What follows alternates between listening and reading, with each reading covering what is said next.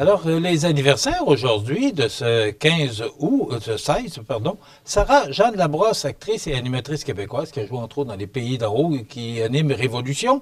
Elle a 33 ans. Carrie Price, c'est sa fête aujourd'hui, 37 ans. C'est l'anniversaire à Madonna. Elle a 66 ans.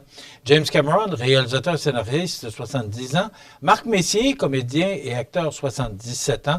Marie-Josée Longchamp, comédienne qui a joué entre autres dans Rue des Pignons. On ne l'a quasiment jamais revue, ou pas beaucoup, après ce téléroman. Elle a 77 ans aujourd'hui. Et Winston McQuaid, le père de Pénélope, il a 81 ans aujourd'hui.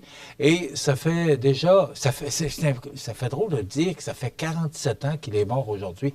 Elvis Presley, on annonçait son décès vers 13 heures. Et je pense que tout le monde se souvient qu'est-ce qu'il faisait ou où il était lorsqu'on a annoncé le décès d'Elvis Presley le 16 août 1977. Peter Fonda est décédé également le 16 août. En 2019, il avait 79 ans. Pascal Rollin, comédien, 81 ans, décédé en 2021. Et Aretha Franklin, qui est décédée le 16 août. Pourquoi je dis toujours le 15? C'est le 16 et elle est décédée en 2018. John Diefenbaker est décédé en 79, ex-premier ministre du Canada. Alors, Babe Ruth, ce joueur de hockey et ce joueur de baseball, 53 ans, décédé en 48. Maintenant, dans l'actualité, il y aurait tellement de choses à vous parler, mais bon, avec la nouvelle programmation, on va se donner un petit peu plus de temps là, pour jaser d'actualité. Mais il y a un projet grandiose et prometteur qui a été annoncé hier pour connecter avec l'environnement. Donc, on va inviter les écoles à s'inscrire. Il y aura des ateliers donnés. Vous avez vu le reportage de Mario Lacombe. Quel beau projet. C'est un projet de près de 200 000 $, entre autres Desjardins qui s'est impliqué avec 75 000 $, la Fondation Richelieu qui investit 52 000 $ et d'autres partenaires. Donc, bravo à tous ces gens là, qui s'impliquent et qui vont apporter de la connaissance et d'éducation à nos jeunes pour des changements climatiques. Vous voyez ce qui s'est passé vendredi passé.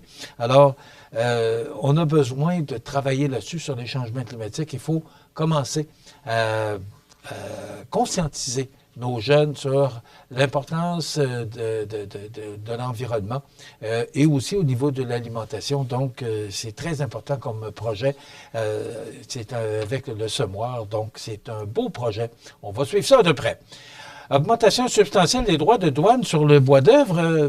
J'ai trouvé dans la presse ce matin que les producteurs de bois d'œuvre perdent déjà de l'argent et ils perdront davantage en raison de la hausse de la taxe sur les importations de bois d'œuvre canadien aux États-Unis, affirme le Conseil de l'industrie forestière du Québec.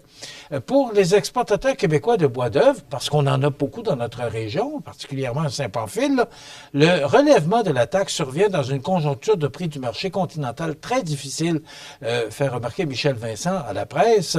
Donc, comme les prix du bois sont très bas actuellement en Amérique du Nord, les producteurs ne couvrent même pas leurs coûts, dit-il, en précisant que les exportateurs paient déjà une taxe de 8,05 % du mille-pieds, mais là, ils devraient monter à 14,45 %. Par exemple, actuellement à Montréal, un 2x4 Randon, différentes longueurs, s'échange à 570 $ le mille-pieds, selon les données du Conseil de l'industrie forestière. Alors, c'est à suivre cette histoire-là, mais on sait que ça va nous affecter pour les prochains mois.